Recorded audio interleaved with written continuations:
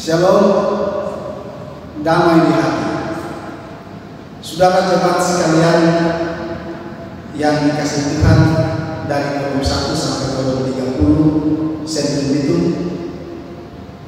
kita akan mulai ibadah kolom secara virtual di saat ini. Karena itu, jemaat Tuhan berdiri, beribadahlah kepada Tuhan dengan sukacita, datanglah kepadanya dengan sorak-sorai. Ketahuilah bahwa Tuhanlah Allah, Dialah yang menjadikan kita umatnya dan kawanan domba gembalaannya. Kita lakukan NNTT nomor 7, mari puji Tuhan Yesus.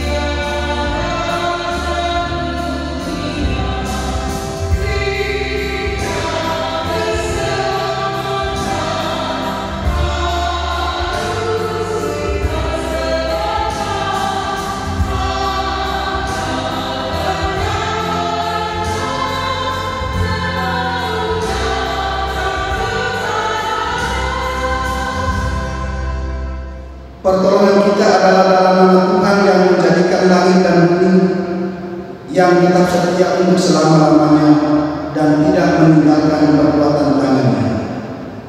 Amin. Kita melakukan Kidung Jemaat nomor 19, Tuhan Yesus.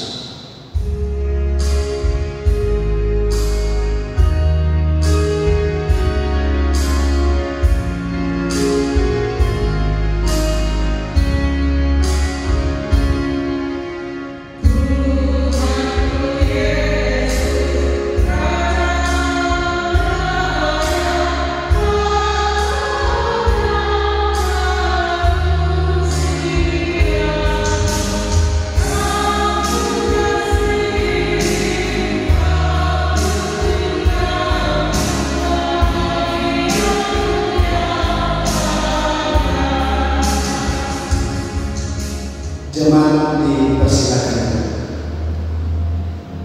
Marilah kita merendahkan diri di hadapan Tuhan Allah dan mengaku dosa kita kepadanya dalam doa. Mari berdoa. Bapa, dalam nama Yesus Kristus Tuhan kami sungguh menyadari bahwa kami tidak layak di hadapan-Mu. Oleh karena ketidakmampuan dan kegagalan kami untuk berlaku setia dan taat dalam menjalani kehidupan ini, dalam tutur kata, pikiran, dan perilaku hidup, kami selalu berdosa dan bersalah kepada-Mu. Karena itu kami memohon belas kasih Kami. Biarlah Tuhan yang akan ampuni kami, kasihani kami, dan membaharui kehidupan kami oleh penebusan yang dikerjakan Yesus Kristus Tuhan kami, sehingga kami layak menjadi anak-anak Tuhan yang hidup dalam anugerah keselamatan, sehingga dalam ketaatan dan kesetiaan kami dimampukan untuk mengiringi kami. Terpujilah Tuhan yang mendengarkan kami. Di dalam nama Yesus kami berdoa. Amin.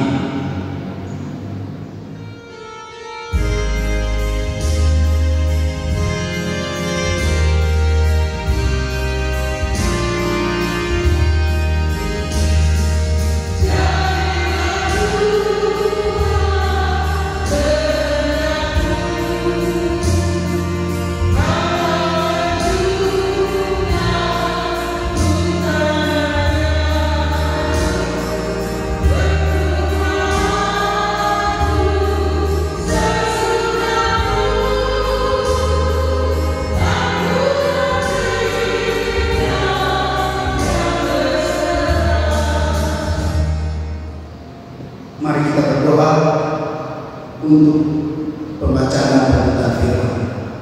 Mari berdoa. Firman-Mu adalah pelita yang menerangi jalan hidup kami,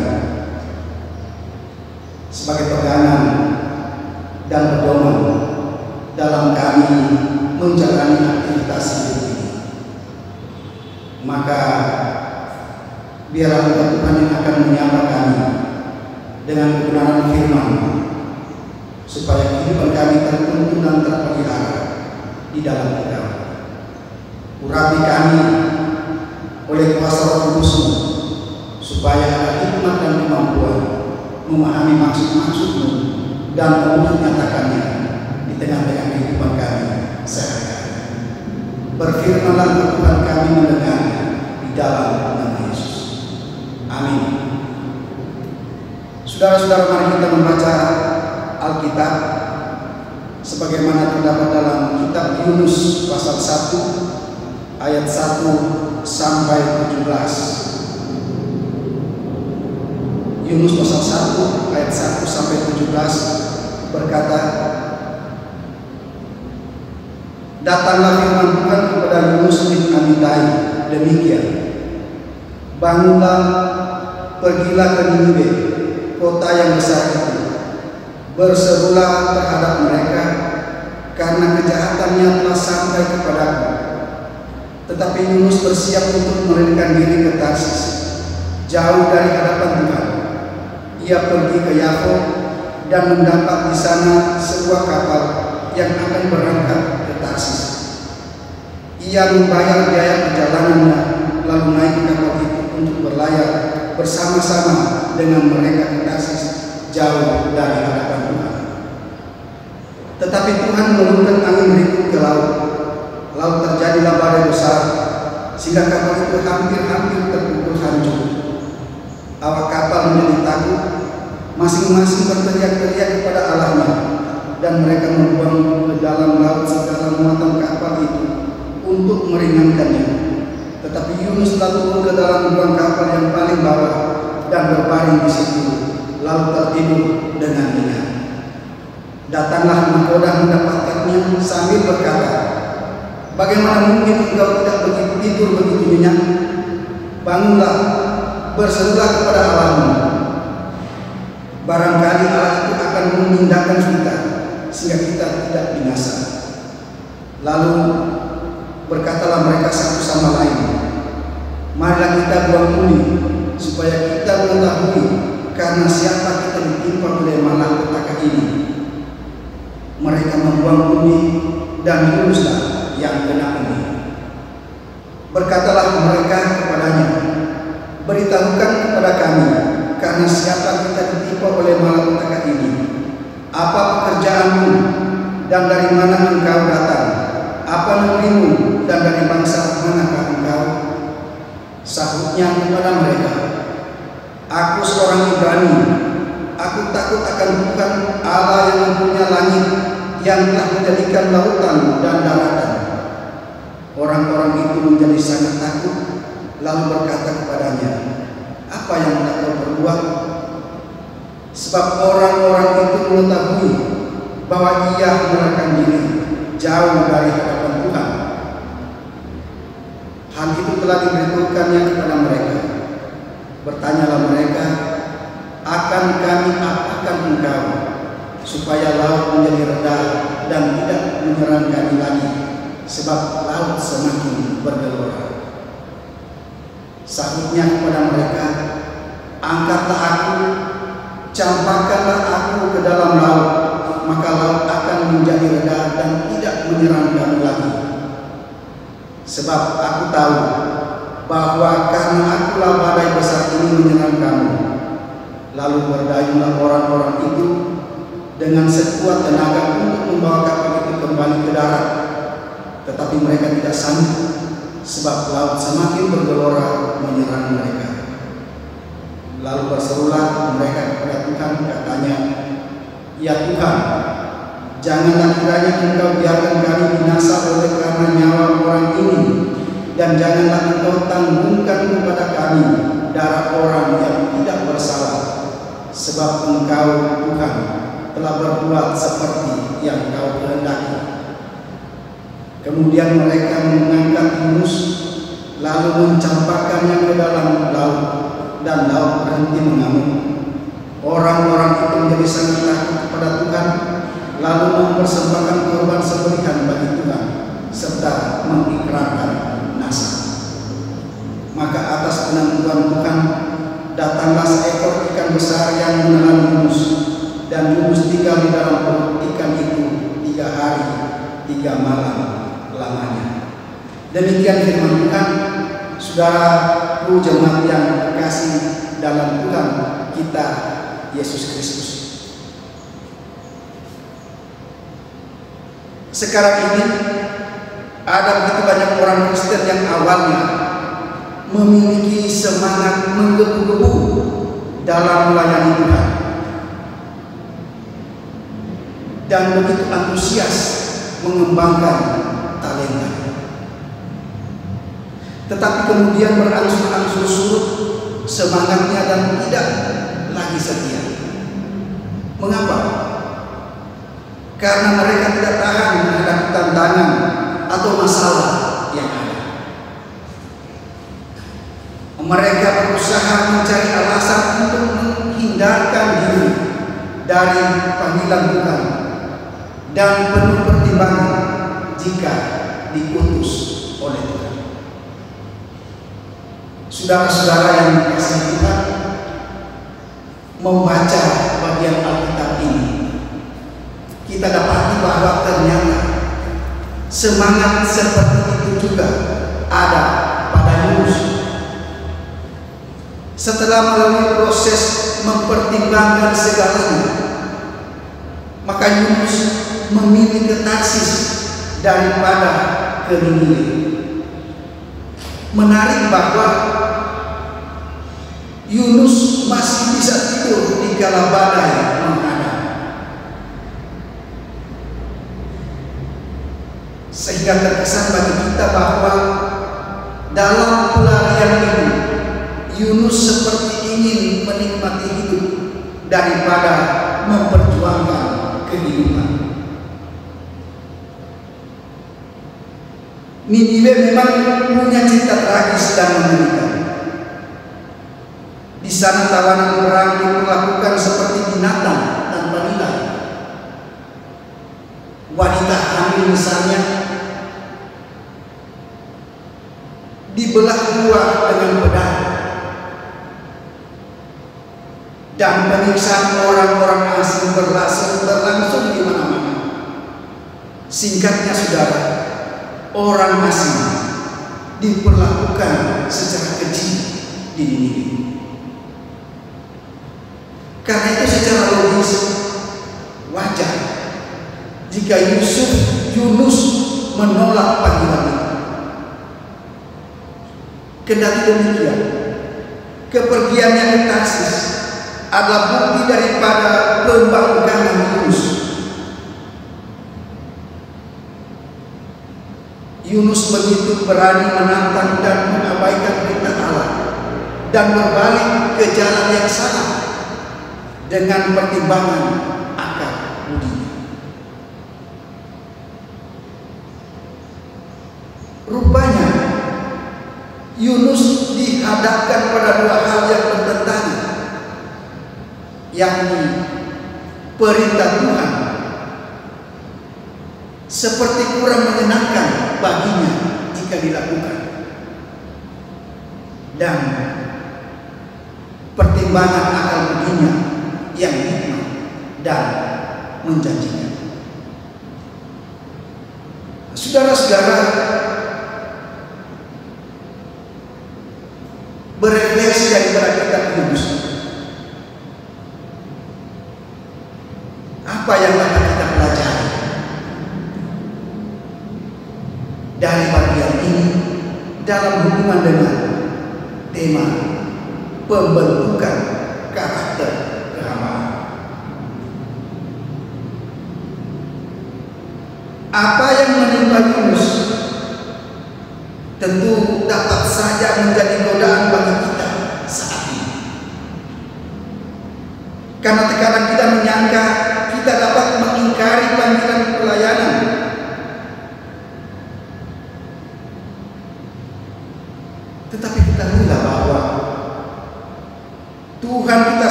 untuk membawa kita kembali taat melakukan panggilan pelayanan ini. Itu artinya ketidaktaatan kita tidak dapat menggagalkan rencana Tuhan bagi kehidupan ini.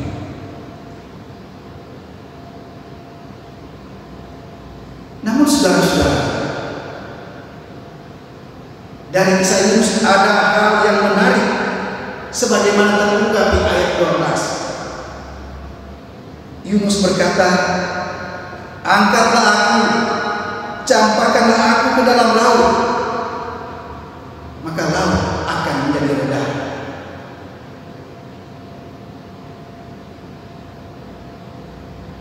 Di sini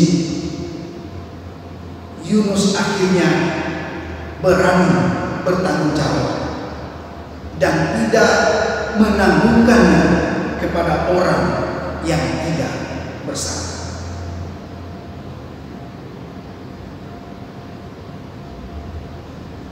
Sikap seperti yang dilakukan Yunus ini terasa langka di abad ini, karena banyak orang lebih senang jika sesamanya hancur atau saat melihat orang lain nyaris binasa. Jarang sekali ada orang yang tampil berani seperti Yunus.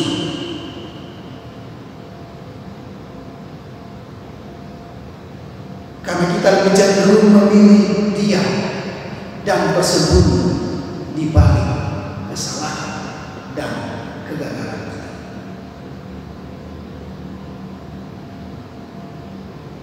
Padahal saudara-saudara, seorang hamba yang berintegritas pasti berani dan terus melaksanakan perintah Tuhannya. Seorang hamba yang berintegritas tentu memiliki kesesuaian antara perkataan dan perbuatannya. Maka saudara, biarlah setiap perkataan dan perilaku kita memberikan inspirasi dan semangat bagi mereka yang mengalami pergumulan,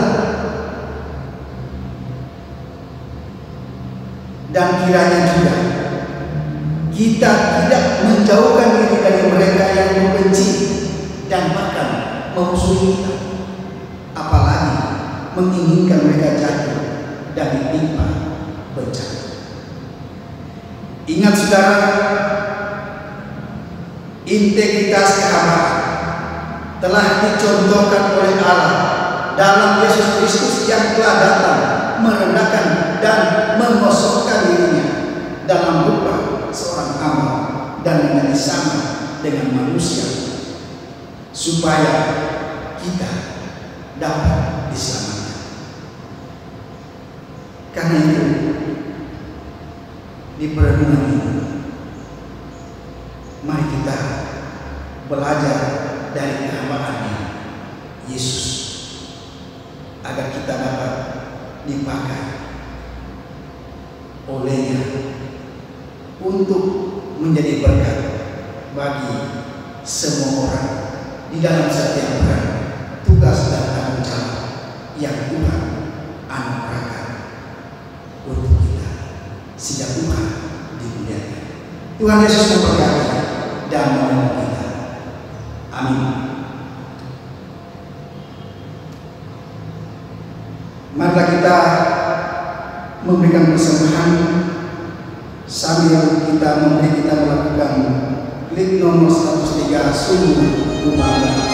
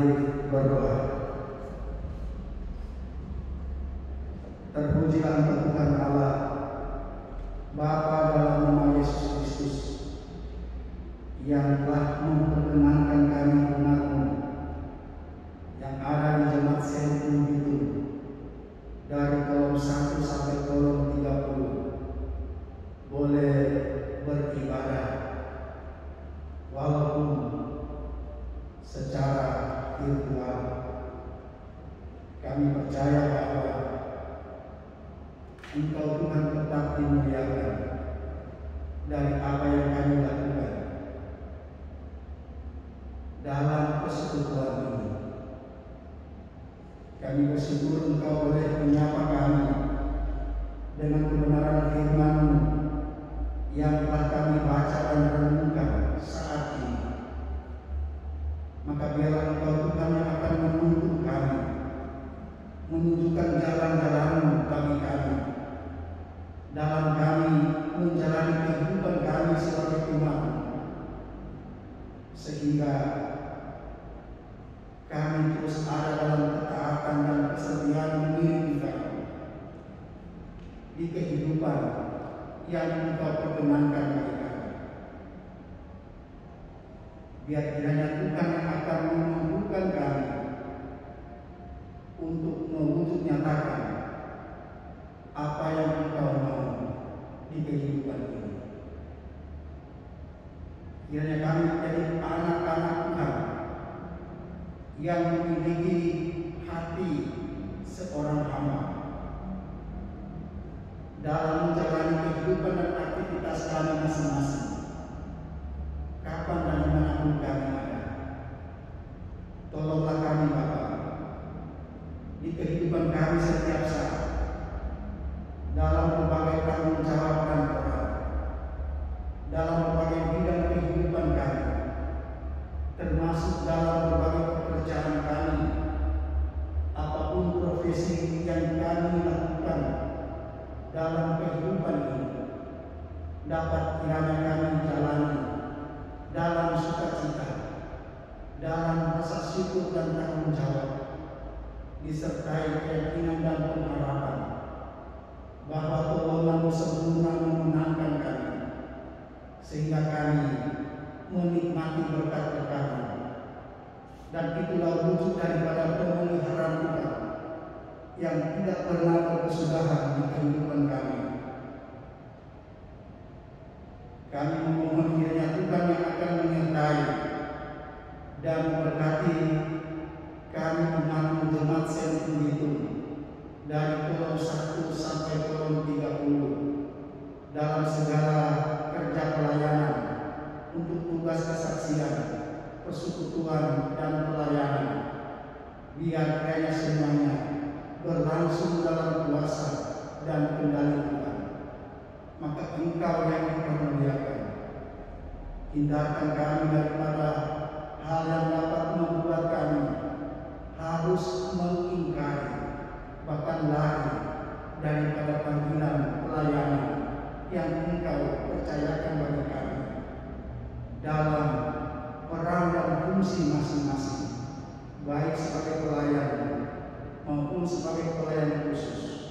Dalam hal ini sama setengah tua pendeta, bahkan pun komisi-komisi kerja yang ada.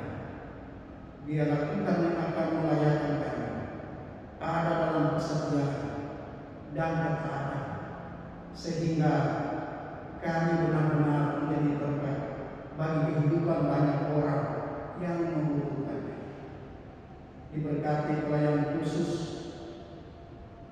jemaat yang ada dari kolom 1 sampai kolom 10, kolom 30. Biarlah Tuhan yang akan memberkati hamba-hamba ini dalam tugas panggilan pelayanan yang diemban. Dan Tuhan sendiri juga yang akan memenuhi segala sesuatu yang mereka butuhkan dan dapatkan di kehidupan ini, termasuk dalam menopang kelancaran tugas panggilan pelayanan yang ada, agar kiranya baik secara jasmani, tapi juga secara rohani, hamba-hamba, pelayan-pelayan khusus, kolom 1 sampai 30, termasuk di dalamnya UPK Hikra yang ada di Jawa, terpelihara di dalam kita. Bapa, dalam nama Yesus Kristus kami berdoa untuk pergumulan umat-Mu di bumi ini, di Indonesia, di Sulawesi Utara, dan bahkan di kota Bitung yang kami cintai. Ketika berhadapan dengan COVID-19, tolonglah kami Bapa, diampuni daripada kesalahan dan dosa-dosa kami. Layakkan kami untuk dapat menikmati anugerah-Mu, supaya dibebaskan, dimenangkan dalam menghadapi pergumulan yang ada, penyebaran COVID-19 dengan berbagai varian baru yang ada. Sampai hari ini kami minta kiranya dapat dihentikan dan bahkan dimusnahkan dari tempat ini, dari kota ini, dari bumi ini, di dalam nama Yesus. Melalui berbagai pelaksanaan vaksinasi yang berlangsung, maka itu kiranya menjadi alat di tangan kita untuk menyatakan kuasa, membebaskan umat dari bencana dan malapetaka. Bapa, dalam nama Tuhan Yesus, kami berdoa kiranya untuk pemerintah kami yang ada dari pusat sampai ke daerah, kabupaten, kota, bahkan sampai ke pelosok-pelosok dalam kerja pengabdian dan pelayanan mereka. Tuhan berkati sehingga mendatangkan kemakmuran, kebahagiaan, kesukacittaan bagi kehidupan masyarakat yang ada. Diberkati juga mereka dengan kesehatan, kekuatan semangat dan kemampuan, sehingga pengabdian dan pelayanan mereka dalam hubungan dengan tugas-tugas di bidang pemerintahan dan kemasyarakatan berlangsung sesuai dengan kita. Terima kasih Bapa di surga, ada persembahan yang tak terbeli. Tuhan kuduskan dan berkati persembahan ini menjadi sesuatu yang berharga di hadapan Tuhan, demi hormat dan kemuliaan nama-Mu. Kendati pun kami tahu bahwa yang kami berikan tidak sebanding dengan kasih dan anugerah Tuhan di kehidupan ini, tapi kami sangat yakin dan percaya bahwa Engkau memilih kerelaan dan kesukacitaan kami dalam mempersembahkan syukur dan hormat dan kemuliaan. Engkau berkati kehidupan kami yang kami persembahkan juga sebagai hidup yang kudus dan benar. Biar kiranya terus berkenan kepada-Mu. Inilah kami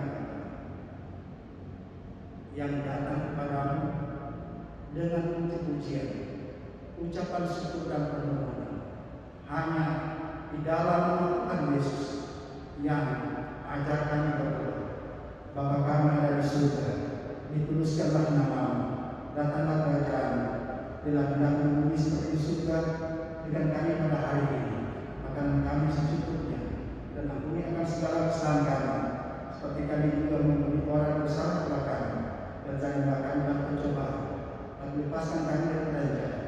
Karena Engkau punya kerajaan dan kuasa dan kemuliaan sampai selama-lamanya.